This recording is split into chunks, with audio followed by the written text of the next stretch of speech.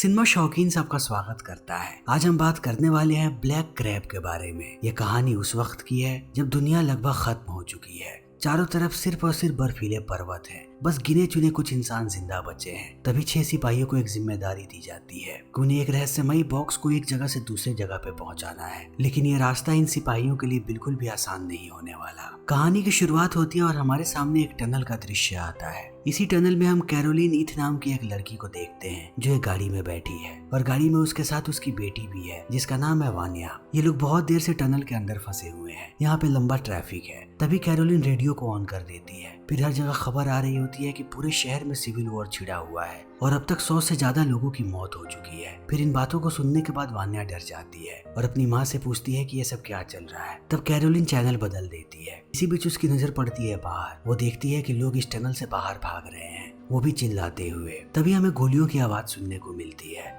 फिर हमें पता लगता है कि सारे लोगों को गोली मारा जा रहा है। तभी एक आदमी आ जाता है कैरोलिन के गाड़ी के सामने और वो लोग उसे भी गोली मार देते हैं। तब वानिया पैनिक करने लगती है। फिर कैरोलिन जाती है अपनी बेटी के पास और अपने स्कार्फ में उसे छुपा लेती है और कहती है कि जितना शांत हो सके उतना शांत रहो, कुछ भी नहीं हुआ है, मैं तुम्हें कुछ भी नहीं होने दूंगी। तभी यहाँ पर बहुत सारे सिपाही चले आते हैं। इन सब के हाथों में बंदूकें हैं और एक सिपाही देख लेता है कैरोलिन को। फिर वो इसके गाड़ी का कांच तोड़ता है और उसकी बेटी को बाहर निकाल ले जाता है और कैरोलिन बेहोश हो जाती है और समय ऐसे ही बीतने लगता है। तब थोड़े समय के बाद हम कैरोलिन को देखते हैं एक ट्रेन पे। तभी अचानक ट्रेन को रोक दिया जाता है और फिर से सार्जेंट आता है उसके पास और वो कैरोलिन का नाम चिल्लाने लगता है। तब कैरोलिन बाहर आती है और वो सार्जेंट को बताती है कि ये उसका स्टॉपेज नहीं है। तब सार्जेंट उसे नए ऑर्डर्स दिखाता है और कहता है कि तुम्हें यहीं पे रुकना पड़ेगा। तभी एक और सिपाही आता है कैरोलिन के पास जिसका नाम है नीलैंड और अब नीलैंड कैरोलिन को अपनी गाड़ी में बैठाता है ताकि वो उसे बेस की तरफ लेकर के जा सके और रास्ते में उससे बात करने लगता है। वो कैरोलिन के बारे में हर एक चीज जानना चाहता है कि वो कहाँ तक पढ़ी लिखी है और पहले वो क्या करती थी। तब कैरोलिन अपने बारे में सारी चीजें बताती है। इसी बीच नीलैंड अपनी गाड़ी को ले जा करके रोकता है एक रिफ्यूजी कैंप के पास और कैरोलिन को कहता है कुछ भी हो जाए गाड़ी से बाहर मत आना, मैं कुछ लेने जा रहा हूँ। और इतना कहने के बाद वो चला जाता है, लेकिन उसे बहुत वक्त बीत जाता है। तब कैरोलिन अपने आप को नहीं रोक पाती, लेकिन वो जैसे ही गाड़ी से बाहर आती है बहुत सारे रिफ्यूजी जाकर के उस पर बंदूक तान देते हैं ताकि वो लोग इस गाड़ी को छीन सके। लेकिन कैरोलिन जानती है कि उसे कैसे लड़ना है। वो अपनी बंदूक निकालती है और एक एक करके सारे रिफ्यूजीज को मारने लगती है और उन्हें मारते ही फिर से गाड़ी में बैठ जाती है और अकेली ही गाड़ी को लेकर के पहुंचती है बेस कैंप के पास। तब सब लोग उस पर बंदूक तान देते हैं, लेकिन कैरोलिन कागज दिखाती है और सबको बताती है कि वो कौन है,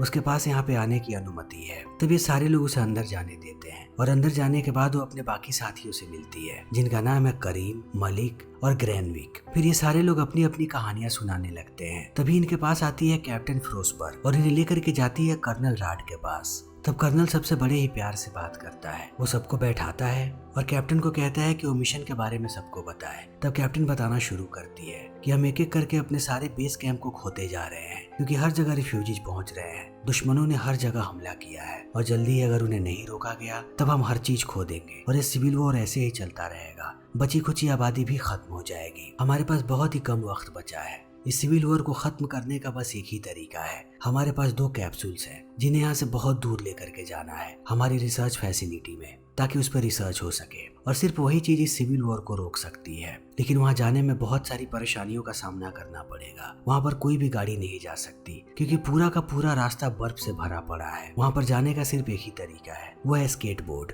इसीलिए मिशन तुम लोगों को दिया जा रहा है। तुम लोगों को स्केटिंग करके पहुंचना है रिसर्च फैसिलिटी तक। फिर ये सारी बातें बताने के बाद कर्नल बताता है कि इस मिशन का नाम है ब्लैक क्रैब। तब इन बातों को सुनने के बाद कैरोलिन कहती है कि यह मिशन एक खुदकुशी है। एक तो हमें 100 मील से ज्यादा की यात्रा तय करनी है स्केटिंग से, जहाँ पर बहुत ही ज्यादा ठंड हो और आसपास दुश्मन भी होंगे और ज्यादातर अंधेरा होगा। अगर हम वहाँ गए तब हम कभी भी जिंदा नहीं बचेंगे। हर वक्त मौत हमारे सर पे मंडराएगी। तब इन बातों को सुनने के बाद कर्नल गुस्सा हो जाता है और कहता है कि तुम लोगों को क्या लगता है हम तुम लोगों से रिक्वेस्ट कर रहे हैं इस मिशन के लिए? नहीं, यह हमारा ऑर्डर है। तुम लोगों को ना चाहते हुए भी इस मिशन पे जाना पड़ेगा और इससे ज्यादा मैं कुछ नहीं कहूँगा। फिर इतना कहने के बाद वो सबको जाने के लिए कहता है, लेकिन कैरोलिन को रोक लेता है। सबके जाने के बाद वो कैरोलिन को कहता है कि तुम्हारी हर एक बात सही है, ये मिशन बहुत ही खतरनाक है, लेकिन किसी को इस मिशन को पूरा करना पड़ेगा अगर इंसानियत को बचाना है। हमारे दुश्मन सरहद के उस पार है जो बार बार तुम लोगों पे हमला करेंगे, लेकिन अगर तुमने इस मिशन को पूरा कर दिया तब मैं तुम्हें तुम्हारी जिंदगी का सबसे बेहतरीन तोहफा दूंगा। फिर इतना कहने के बाद वो कैरोलिन की बेटी की तस्वीर दिखाता है और कहता है कि ये किसी रिफ्यूजी कैंप में है। तुम इस मिशन को पूरा करो, हम उसे ढूंढ करके तुम्हारे सामने लाएंगे। तब इन बातों को सुनने के बाद यहाँ पे कैरोलिन भावुक होने लगती है और कहती है कि मैं अपनी पूरी जान लगा दूंगी इस मिशन में। फिर वो अपनी बेटी की तस्वीर लेती है और यहाँ से निकल जाती है। तभी इनके सामने कैप्टन आती है और वो सबको सारी चीजें देने लगती है इस मिशन से रिलेटेड और कहती है कि तुम लोग थोड़ा आराम कर लो, हमें यहाँ से निकलने में अभी भी वक्त है। तब सारे लोग जा करके सो जाते हैं, लेकिन आधी रात में कैरोलिन की आंख खुलती है। तब उसे पता लगता है कि दुश्मनों ने बेस पे हमला कर दिया है और इन्हें अभी मिशन के लिए निकलना पड़ेगा। सारे लोग अपनी अपनी चीजें लेते हैं और मिशन के लिए निकलने लगते हैं। लेकिन ये लोग जैसे ही बाहर आते हैं ये अपने सामने पाते हैं कर्नल को। फिर कर्नल इन्हें चीजें देता है और कहता है कि अभी के अभी यहाँ से निकलो। तभी कैरोलिन यहाँ पे नीलैंड को भी देखती है। नीलैंड भी इनके साथ जाने वाला है। तब कर्नल इस मिशन का इंचार्ज बनाता है कैप्टन को और उसी को कैप्सूल्स भी दे देता है। तब सारे लोग यहाँ से निकल पड़ते हैं और वो स्केटिंग करना शुरू कर देते हैं। वो पूरी रात स्केटिंग करते हैं, लेकिन जैसे ही सुबह होती है कैप्टन सबको कहती है कि अब हमें आराम कर लेना चाहिए, क्योंकि एक बार अंधेरा हो जाए तभी हम आगे बढ़ेंगे, वरना हम दुश्मनों की नजर में आ सकते हैं। तब सारे लोग आराम करने के बारे में सोचने लगे, लेकिन इसी बीच नीचे का बर्फ फटने लगता है और कैप्टन नीचे गिर जाती है। तब सारे लोग सोचने लगते हैं कि वो कैप्टन को कैसे बचाएंगे, लेकिन कैरोलिन देखती है कि कैप्टन के पास ही वो कैप्सूल है। तब वो ज्यादा नहीं सोचती और सीधा पानी के अंदर कूद जाती है। लेकिन वो जब तक कैप्टन के पास पहुंचती तब तक कैप्टन की मौत हो जाती है। फिर वो कैप्सूल्स को बाहर निकालती है और पानी से बाहर आने लगती है। लेकिन अब कैरोलिन की हालत बहुत ही ज्यादा खराब है।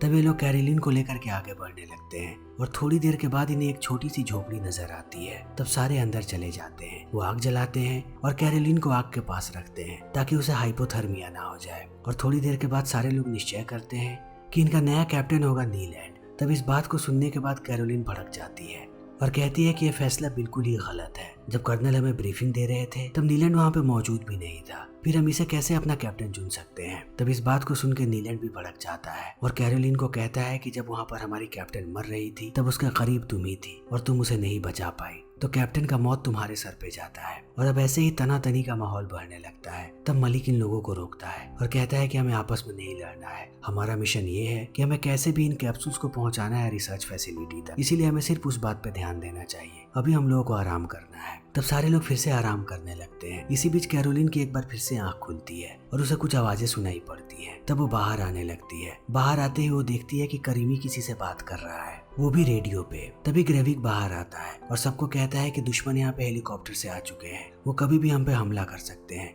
इसीलिए हमें भागना पड़ेगा। सारे लोग झोपड़ी को छोड़ करके बाहर आ जाते हैं और दुश्मन पूरी की पूरी झोपड़ी पे बॉम्ब गिरा देते हैं, जिससे झोपड़ी निस्तो नाबूद हो जाती है। और इस चीज को देखने के बाद कैरोलिन फिर से भड़क जाती है। वो अपनी बंदूक निकालती है और उसे तान देती है करीमी के सर पे। फिर वो सबको कहती है कि दुश्मनों के यहाँ आने से पहले मैंने करीमी को देखा था बात करते हुए, वो रेडियो पर किसी से बात कर रहा था, यह गद्दार है। तब सारे लोग करीमी के पीछे लग जाते हैं। फिर वो कहता है कि मैं अपनी गर्लफ्रेंड से बात करने की कोशिश कर रहा था कि वो कहाँ पे है, मैं बिल्कुल भी गद्दार नहीं हूँ। मेरी गर्लफ्रेंड एक बेस पे कम्युनिकेशन ऑफिसर है, जिस बेस को हाल ही में उड़ा दिया गया है, इसीलिए मैं पता लगाना चाहता था कि वो जिंदा है या नहीं। अब सारे लोग इस बात पे भरोसा कर लेते हैं, लेकिन सबको अब शक होने लगा है करीमी पे, इसीलिए कोई भी उसे हथियार नहीं दे रहा। बिना हथियारों के ही वो लोग उसे लेकर के जा रहे हैं। फिर जैसे ही अंधेरा होता है एक बार फिर से ये लोग स्केटिंग करना शुरू कर देते हैं, लेकिन आगे जाने के बाद इन्हें नजर आता है कि जमीन के नीचे सिर्फ और सिर्फ लाशें हैं और लाशों के ऊपर बर्फ जमा हुआ है। यह मंजर बहुत ही भयानक होता है, इसीलिए लोग टॉर्च जला करके देख रहे हो।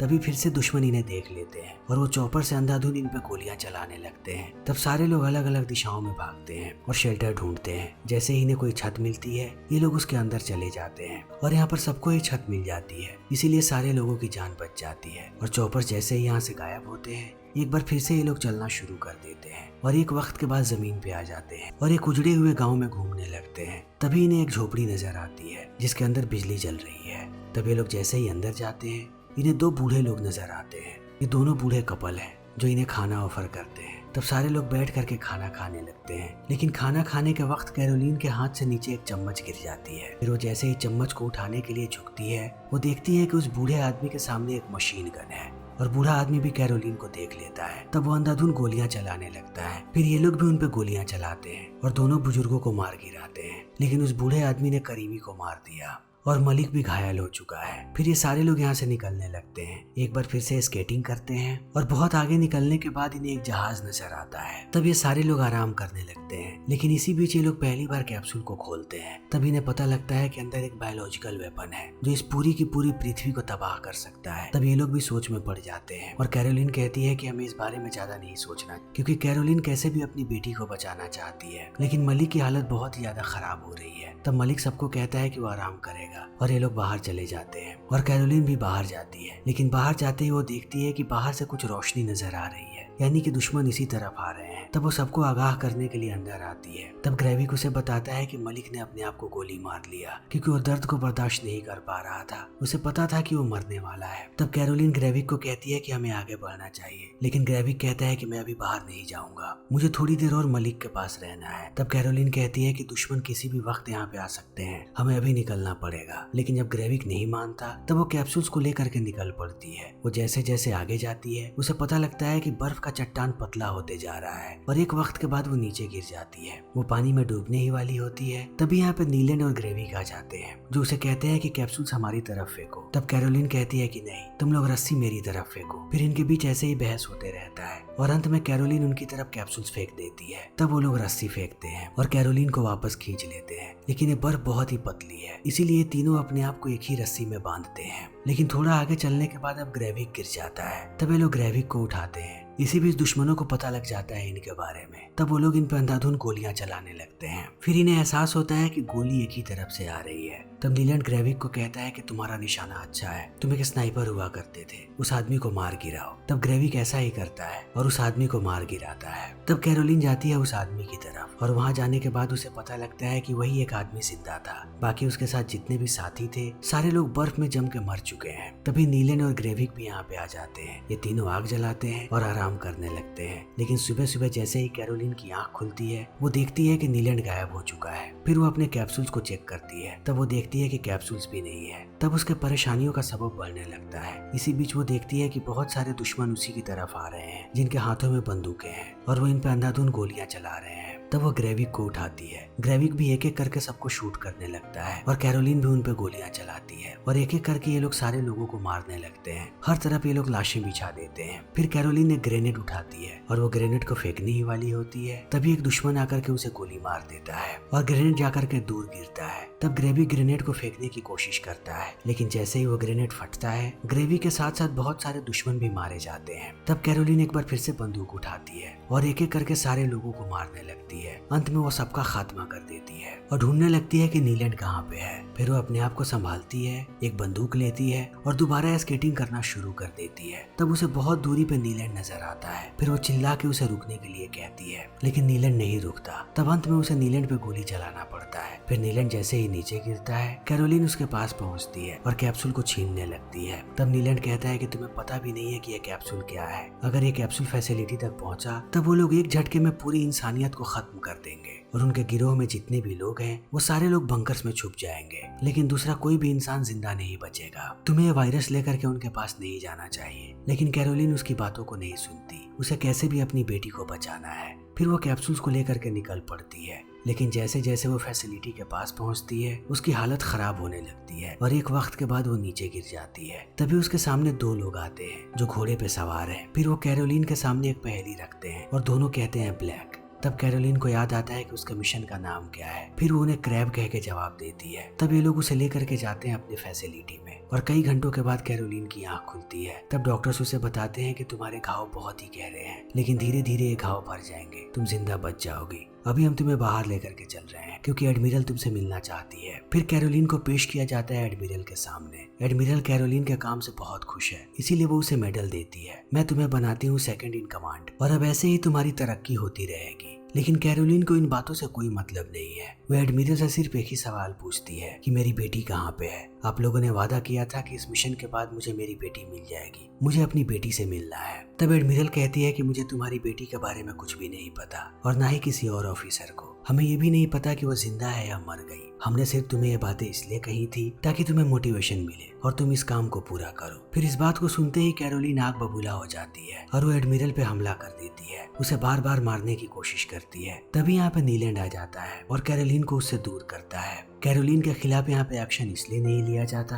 क्योंकि अब वो एक वॉर हीरो है, इसीलिए सारे लोग उसे छोड़ देते हैं। लेकिन कैरोलिन बहुत ही ज्यादा दुखी है। वो पहुंचती है नीलैंड के पास और कहती है कि हम उस वायरस को कैसे डिस्ट्रॉय कर सकते हैं। तब नीलैंड कहता है कि ये बहुत ही मुश्किल है, ये सारे लोग वायरस को पहुंचाएंगे इंसानों के पास और खुद जाकर के बंकर में छुप जाएंगे। तब एक एक करके सारे इंसानों का खात्मा हो जाएगा और ये दुनिया एक बार फिर से रीसेट हो जाएगी और सिर्फ वैसे इंसान बचेंगे जिन्हें युद्ध नहीं चाहिए। तब सिविल वॉर कभी भी नहीं होगा। लेकिन कैरोलिन कैसे भी इस वायरस को डिस्ट्रॉय करना चाहती है। तब नीलैंड कहता है कि इसका एक ही रास्ता है, हमें सबसे पहले वायरस को फैसिलिटी से बाहर लेकर के जाना पड़ेगा। हम लोग फैसिलिटी के अंदर जा सकते हैं क्योंकि हम वॉर हीरो हैं। फिर ये दोनों जाने लगते हैं फैसिलिटी के अंदर और अंदर जाते ही सब पे गोलियां चलाते हैं और उस वायरस को भी ले लेते हैं। फिर ये कोशिश करते हैं कि वायरस को अंदर ही ब्लास्ट कर दें। तब एक वैज्ञानिक उन्हें बताता है कि ऐसा मत करो, अगर ये वायरस इंसानों के पास फटा तब धीरे धीरे करके सारे लोग मारे जाएंगे और ये वायरस ऐसे ही जिंदा रहेगा। तब ये लोग निश्चय करते हैं कि ये लोग हेलीकॉप्टर से बाहर जाएंगे और बीच रास्ते में इसे ब्लास्ट करेंगे। फिर ये दोनों सूट पहनते हैं और बाहर जाने लगते हैं। लेकिन इसी बीच कैरोलिन के स्टिचेस खुल जाते हैं और उसकी हालत खराब होने लगती है। तब कैरोलिन नीलैंड को कहती है कि अब तुम मुझसे दूर चले जाओ, तुम्हारा जिंदा रहना जरूरी है। मैं वायरस को लेकर के बाहर जाती हूँ,